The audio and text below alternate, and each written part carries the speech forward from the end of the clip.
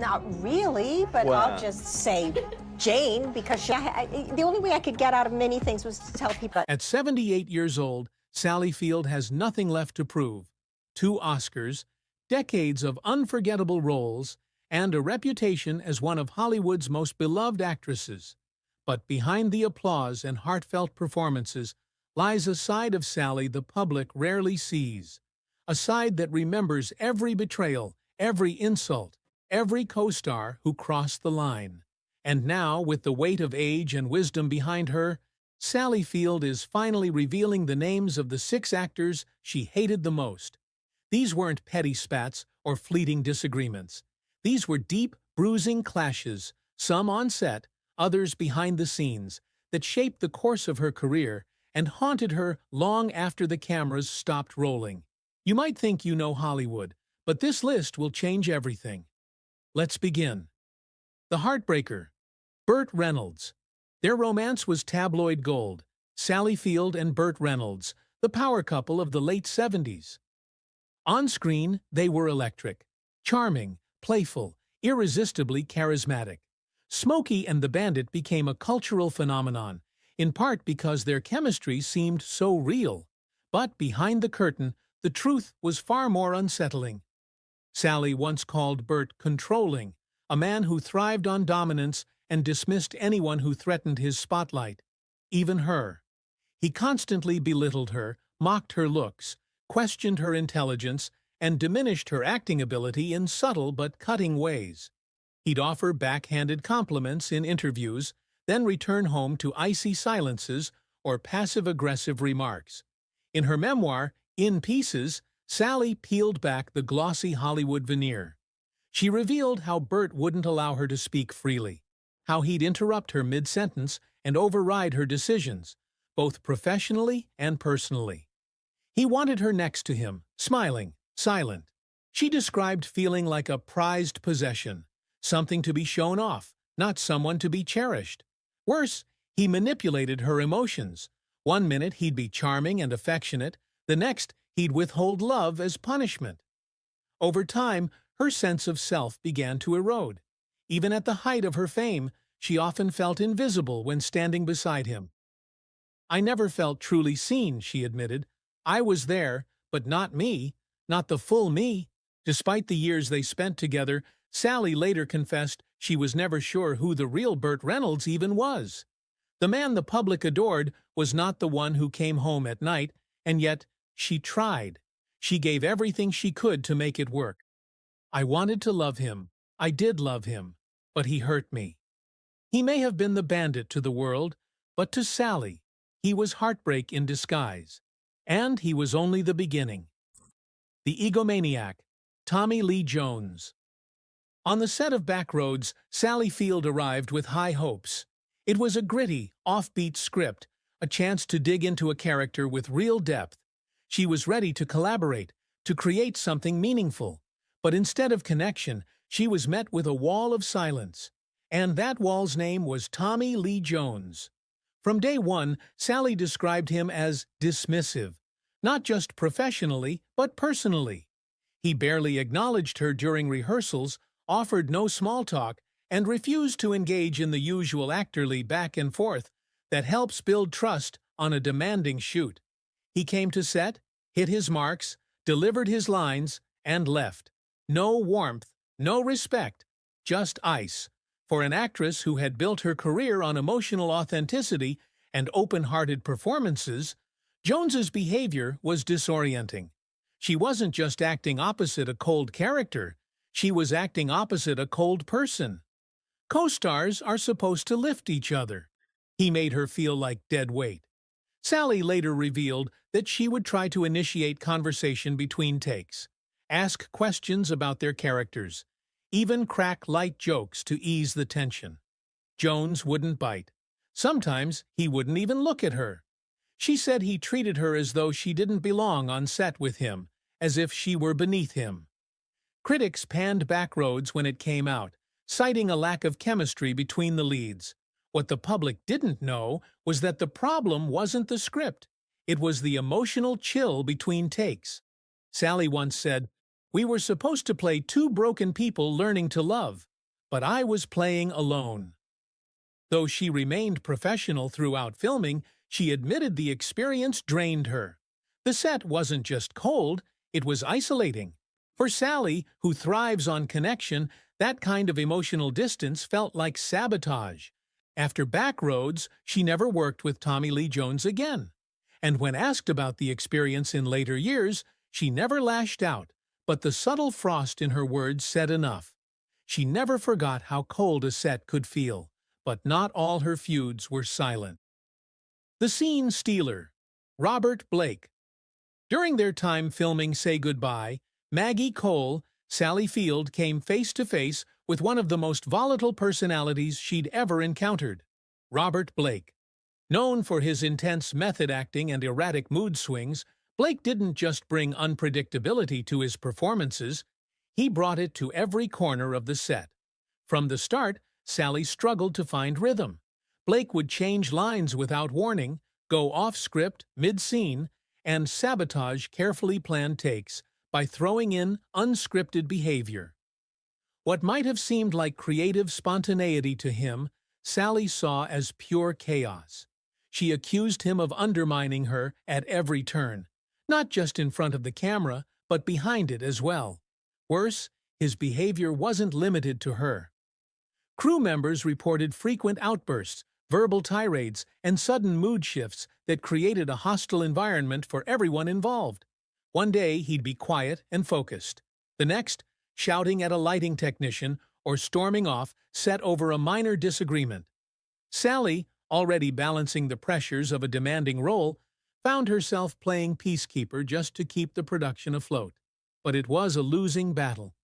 The tension bled into every scene, and the cracks soon became impossible to hide. Eventually, the project collapsed. The film was shelved before it ever made it to air, a casualty of on-set dysfunction that had spiraled out of control. For most actors, that would have been a professional setback. But for Sally, it was deeper. She later described the experience not just as disappointing, but traumatic. "There are actors who act," she said, "and there are actors who try to make everyone else small so they feel big. Blake was the second kind." The words weren't just sharp, they were personal, and they carried the weight of a woman who had endured more than just artistic differences. She walked away from Say Goodbye, Maggie Cole, with one vow: never again would she tolerate chaos disguised as genius. But not all feuds started on set. Some began during awards season. The bitter rival, Shirley MacLaine. The world saw them as a dream duo in Steel Magnolias, two Hollywood icons sharing the screen in a story about love, loss, and resilience. But behind the scenes, the dynamic between Sally Field and Shirley MacLaine was anything but heartwarming. From the moment cameras started rolling, tensions simmered. Sally approached the film with emotional sensitivity, deeply connecting to her role as Malin, a grieving mother. She wanted honesty, vulnerability, nuance. But Shirley? She approached it like a battlefield. Colleagues whispered that she treated every scene as a power play, constantly bragging about her Oscar-winning past, dismissing direction, and interrupting takes to inject herself into moments that weren't hers to steal. On set, Sally tried to remain gracious. She smiled through gritted teeth, hit her marks, and kept her focus. But privately, she was exhausted. One particularly emotional scene took 17 takes. Not because Sally couldn't nail it, but because Shirley refused to play it straight. She kept adding sarcastic quips, turning raw grief into comedic fodder, as if undercutting Sally's emotional performance was part of the script. Years later, Sally would only briefly allude to the clash in interviews, saying that Shirley brought a cloud of chaos wherever she went. It wasn't said with bitterness, just clarity. It wasn't just a conflict of styles. It was a clash of egos. Shirley needed to dominate the room. Sally simply wanted to serve the story. And the damage lingered long after the final cut. While audiences cried at Malin's heartbreaking monologue, Sally knew the real pain had happened off camera. She never forgot the sting. But the next actor didn't just bruise her ego, he shattered her trust. The Manipulator, James Woods. Their work on Kiss Me Goodbye was supposed to be light-hearted, a romantic comedy with a quirky twist, designed to charm audiences and offer a breath of levity. But from the start, Sally Field sensed something off. That something was James Woods. Woods, known for his brilliant but brooding intensity, brought with him a kind of energy that turned playful scenes into psychological warfare. He didn't just deliver lines, he dissected them, challenged the director, and often rewrote dialogue on the spot without warning. Every rehearsal became a battleground. Sally, always a collaborative and emotionally honest performer, found herself steamrolled. She later described Woods as intellectually intimidating, the kind of man who used big words and sharp phrasing not to engage, but to assert dominance. On set, he'd question the script, critique the direction, and even comment on her performance mid-scene, creating an atmosphere of tension that stifled creativity.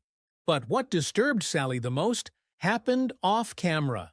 Woods, she said, would casually suggest that she wasn't giving enough, that her heart wasn't in it.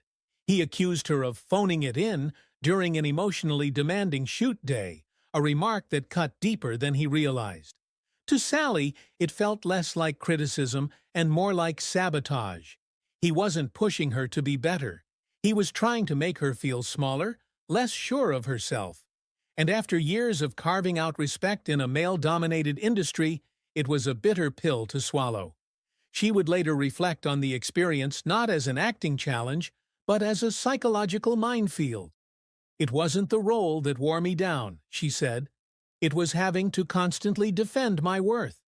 From that set, she walked away, not just exhausted, but transformed. She made herself a quiet vow. Never again would she allow herself to be silenced by a man who mistook condescension for brilliance. Only one name remains, perhaps the most surprising of them all, the unexpected villain, Dustin Hoffman. To the public, Dustin Hoffman is a legend, an actor synonymous with excellence, with roles that earned him Oscar gold and critical reverence. But to Sally Field, he was something else entirely. Not a mentor, not a collaborator, just a bitter disappointment. They never co-starred in a feature film, but their paths nearly crossed in the early 1980s during auditions for a now-forgotten project that never made it past development. For Sally, it was supposed to be a promising opportunity. Instead, it turned into one of the most demeaning experiences of her career. During the chemistry read, Sally said Hoffman dominated the room before she even walked in. He cracked jokes with the producers, made pointed remarks about the script, and when she finally began her reading, he interrupted. Multiple times. Not to help, not to collaborate, but to correct her delivery, comment on her choices, and question her interpretation of the character in front of everyone. She wasn't just being critiqued, she was being humiliated. In Sally's words, it felt like auditioning for a man who'd already decided you weren't enough. She described feeling like a schoolgirl, not a two-time Emmy-winning actress who had already proven herself on stage and screen. The sting deepened when, later that week, she heard from a mutual contact that Hoffman had bragged about sabotaging the audition. He reportedly said the chemistry wasn't there and that he'd made sure of it. To Sally, that wasn't just unprofessional, it was cruel. It took time for her to make peace with what happened. For weeks, she questioned herself, wondering if she had somehow fumbled the opportunity. But with distance came clarity. The problem hadn't been her performance. It had been Hoffman's need to control the room, to prove he was the smartest man present, even if it meant stepping on someone else's voice. She later called it one of the most humiliating moments she'd ever endured professionally, and it changed her forever. From that point on, Sally made a vow, no more working with men who mistook arrogance for genius, and she kept that promise.